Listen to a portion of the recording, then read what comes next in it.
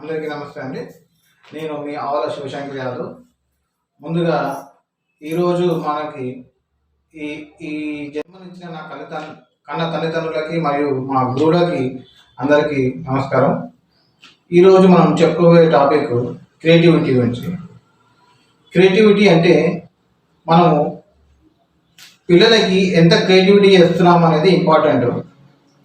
పిల్లలకి చిన్నప్పటి నుంచి క్రియేటివిటీగా ఆలోచన శక్తి ఉంటుంది.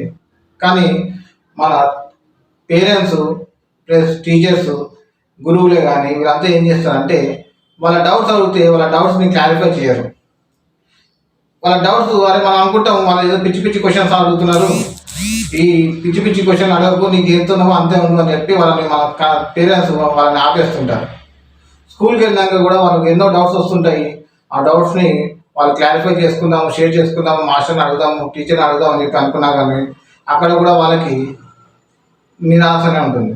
ఎందుకంటే వాళ్ళు క్లారిఫై మీన్స్ వాళ్ళ క్రియేటివిటీగా ఆలోచిద్దాము అన్నప్పుడు వాళ్ళకి క్రియేటివిటీగా వాళ్ళకి ఎంకరేజ్మెంట్ చేస్తే వాళ్ళకి కొత్త కొత్త ఆలోచనలు వస్తుంటుంది, కొత్త కొత్త క్రియేటివిటీస్ అనేవి వస్తుంటాయి. ఇప్పుడున్న సిచ్యువేషన్లో క్రియేటివిటీ అనేది చాలా ఇంపార్టెంట్. క్రియేటివిటీ లేనిది అసలు సమాజం ముందుకెళ్ళదు. ఎలాగంటే ఇప్పుడు మనం ఏ బట్టల షోరూమ్కి పోయినా, ఏ నగల షోరూమ్కి పోయినా, ఏ బండి షోరూమ్కి పోయినా, ఎక్కడ ఏ ఫోన్ కొందామని పోయినా, ఏ మొబైల్ ఏ ల్యాప్టాప్ కొందామని పోయినా, ఎక్కడ కూడా ఏ పనులు అయినా సరే కొత్తగా న్యూ అప్డేట్స్ ఏమొచ్చాయని అడుగుతాం, కొత్త మోడల్ ఏముంది అని అడుగుతాం. కొత్త మోడల్ ఏముంది అని అంటే ఎవరైనా సరే కొత్తగా ఎంకరేజ్మెంట్ చేస్తారు, కొత్తగా కావాలి అందరికీ. కానీ కొత్తగా ఎవరు ఆలోచించారు. బుక్లో చదువుకోవాలా, వాడు ఏం రాస్తే అదే చదువుకోవాలి, అదే రాయాలి అని. అది కాదు క్రియేటివిటీ అని. దాన్ని అర్థం చేసుకొని దానికి కొత్తగా క్రియేటివిటీ దీనికి ఇది యాడ్ చేస్తే ఇంకేమవుతుంది అని ఆలోచన శక్తి ఇవ్వాలి. మామూలుగా మనం చిన్న ఉన్నప్పుడు మనం చూసుకుంటే పిల్లలు అందరూ చిన్న ఉన్నప్పటి నుంచి చాలా క్రియేటివిటీ మైండ్ ఉంటారు. అన్నీ ఏవో క్రియేటివిటీ చేస్తుంటారు. దేవుని గుడి బొమ్మలు తయారు చేయడము, లేకపోతే విగ్రహాలు తయారు చేయడము, లేదంటే ఒక బ్యానర్ తయారు చేయడము, ఒక టెంట్ తయారు చేయడము, దాంట్లో దేవుని పెట్టడం. అలాంటివి మీరు చూస్తుంటే వినాయక చవితి వచ్చినప్పుడల్లా కానీ, ఏదన్నా సరే ఒక పండుగలు వచ్చినప్పుడల్లా కానీ పిల్లలు అనేది ఒక కల్చరల్ యాక్టివిటీస్ మీద అన్ని చేస్తుంటారు. బొమ్మలు పెట్టుకొని ఆడుకోవడము అనేది. మనం పెద్దలము వాళ్ళని ఎంకరేజ్మెంట్ చేయము. పిచ్చి పిచ్చి పనులు ఆటలు ఆడేసి చదువుకో అని చెప్పి వాళ్ళని బెదిరిస్తుంటాం. అంటే వాళ్ళకి ఎంకరేజ్మెంట్ చేయకుండా వాళ్ళని డిస్టర్బెన్స్ చేసే వాళ్ళకి అక్కడికి ఆగిపోతారు. అదే ఇట్లా చేస్తే తెలుస్తారేమో అని చెప్పి వాళ్ళు అక్కడే ఆగిపోతారు.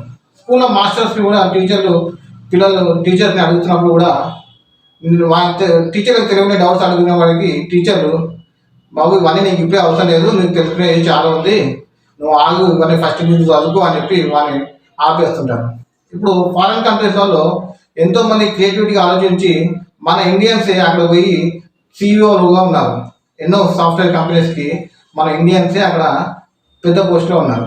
మన ఇక్కడ ఎందుకు మనకి డెవలప్మెంట్ లేదు, ఎందుకు ఎంకరేజ్మెంట్ లేదు అంటే క్రియేటివిటీగా ఎవరిని మనం ఎంకరేజ్మెంట్ చేయరు, క్రియేటివిటీగా ఆలోచించిన వాళ్ళని కూడా కాలు పెట్టి గుంచుతుంటారు అనమాట. ఒక బావిలో కప్పలు ఎలా ఉంటాయో అలా మనని క్రియేటివిటీగా ఆలోచించే వాళ్ళని కూడా కాలు పెట్టి గుంచుతుంటారు. అందుకే ఇక మన దగ్గర డెవలప్మెంట్స్ లేవు. ఒకవేళ మన దగ్గర పిల్లలు చదువుకొని హైయర్ ఎడ్యుకేషన్ కోసం బయట దేశానికి పోతుంటారు. ఆ బయట దేశానికి పోయినప్పుడు కూడా వాళ్ళు అక్కడ చదువుకొని అక్కడే సెటిల్ అయిపోతారు. ఇక్కడ రారు. ఎందుకు ఇక్కడ రారు అంటే ఇక్కడ వాళ్ళకి అంత శాలరీ ఇచ్చి, వాళ్ళకి అంత జీతాలు ఇచ్చి ఇక్కడ పోషించే వాళ్ళు మన దగ్గర క్రియేటివిటీగా ఎవరు లేరు కాబట్టి వాళ్ళు అక్కడే ఉండి డబ్బు సంపాదించడం కోసం చెప్పి అక్కడే సెటిల్ అయిపోతుంటారు. అంటే మనం కూడా పిల్లలని చదువు కంపల్సరీ పెట్టుకోవాలి. చదువుతో పాటు క్రియేటివిటీ కూడా ఎంకరేజ్మెంట్ చేయాలి. ఎంకరేజ్మెంట్ చేసి వాళ్ళని జాబ్ కాదురా బాబు నువ్వు చేసేది, నీ ద్వారా ఓ 10 మందికి ఎంప్లాయ్మెంట్ ఇవ్వు, ఒక కంపెనీ పెట్టు, ఒక కంపెనీ స్టార్ట్ చేయి, నీకు నాలెడ్జ్ ఉంది కదా, నువ్వే ఒక కంపెనీని తయారు చేయి అని చెప్పి ఇక్కడ ఉన్న కంపెనీస్ మన పొలిటికల్ లీడర్స్ బయట దేశానికి పోయి ఆ కంపెనీతో మాట్లాడి ఈ కంపెనీతో మాట్లాడి మా దగ్గర జాబ్ ఉంది, మీరు ల్యాండ్ మీరు పెట్టుకోవచ్చు, మీరు కంపెనీ పెట్టుకోవచ్చు, మా దగ్గర ఎంప్లాయ్మెంట్ కావాలి, మా దగ్గర పీపుల్స్ ఉన్నారు, చదువుకున్న వాళ్ళు ఉన్నారు, వాళ్ళకి జాబ్ ఇవ్వండి అని చెప్పి వాళ్ళని రిక్వెస్ట్ చేసే బదులు ఆ కంపెనీ ఏదో మనమే స్టార్ట్ చేసి చిన్నగా మనమే ఎదిగితే మన దేశానికే కదా ఇన్కమ్ వచ్చేది. మన పొలిటికల్ లీడర్స్ ఎందుకు అలా ఆలోచించారో నాకైతే అర్థం కాదు. ఇప్పుడు ఎవరెవరు వచ్చి వాళ్ళకి కంపెనీ పెట్టుకొని వాళ్ళు మన వాళ్ళకి ఏదో ఎంప్లాయ్మెంట్ ఇస్తున్నామని చెప్పి అంటారు. కానీ ఆ ఎంప్లాయ్మెంట్ దానివల్ల ఎంత మనకి నష్టమవుతుంది అనేది ఎవరు ఆలోచించారు. ఎవరైనా సరే అది సెంట్రల్ గవర్నమెంట్ ఉండని, స్టేట్ గవర్నమెంట్ ఉండని పక్క దేశాల నుంచి వచ్చి ఇక్కడ కంపెనీలు పెట్టమని చెప్పి వాళ్ళని రిక్వెస్ట్ చేస్తుంటారు. వాళ్ళకి ఒక ల్యాండ్ ఇస్తారు, వాళ్ళకి కరెంటు బిల్లు వాళ్ళకి ఏమి ఉండదు, వాళ్ళకి అంతా మొత్తం అంతా ఫ్రీ ఉంటుంది. ఎందుకంటే వాళ్ళు ఇక్కడ వచ్చి పెట్టడమే, వాళ్ళు ఇక్కడ ఇన్వెస్ట్మెంట్ చేయడం అనేది వాళ్ళకి అలా అనమాట. వాళ్ళు అదే ఎక్కువ అని చెప్పి మన వాళ్ళు ఆలోచిస్తుంటారు. ఇక్కడ దీనివల్ల ఏమవుతుందంటే మన పిల్లలకి చాలా మనం అనుకోం కానీ చాలా దెబ్బ పడుతుంది. మనం అనుకుంటాం మన దగ్గర ఈ కంపెనీ ఉంది, ఆ కంపెనీ ఉంది. అదేదో ఫారెన్ కంపెనీ నుంచి వచ్చి ఇక్కడ పెట్టుకోవడమే కాదు, మనం ఓన్గా కంపెనీ పెట్టుకొని మనమే మన వాళ్ళకి ఎంప్లాయ్మెంట్ ఇచ్చి మనమే డెవలప్ చేసుకుంటే మనం కూడా ఎంతో ఎదుగుతాము. అలా క్రియేటివిటీగా ఆలోచించేదని నేర్చుకోవాలి. మన పొలిటికల్ కూడా ఎలా అంటే క్రియేటివిటీ ఆలోచించే వాళ్ళని ఎవరిని ఎంకరేజ్మెంట్ చేయరు. ఇప్పుడు కొంతమంది చదువుకునే దాంట్లో చాలా ముందడుగులో ఉంటారు, కొంతమంది స్పోర్ట్స్లో కొంచెం ముందడుగులో ఉంటారు. మనం స్పోర్ట్స్ని కూడా మనం ఎంకరేజ్మెంట్ చేయరు. స్పోర్ట్స్ని ఎందుకు ఎంకరేజ్మెంట్ చేయాలంటే వాళ్ళ వల్ల మనకి ఏం ఇన్కమ్ ఉండదు కాబట్టి స్పోర్ట్స్ ఎంకరేజ్మెంట్ చేయరు. అలా మనది ఎంకరేజ్మెంట్ చేస్తే, గవర్నమెంట్ కూడా ఎంకరేజ్మెంట్ చేస్తే మన ఇండియా కూడా చాలా టాప్ పొజిషన్లో ఉంటుందని చెప్పి నా ఆలోచన. ఇప్పటికైనా మించిపోయింది లేదు.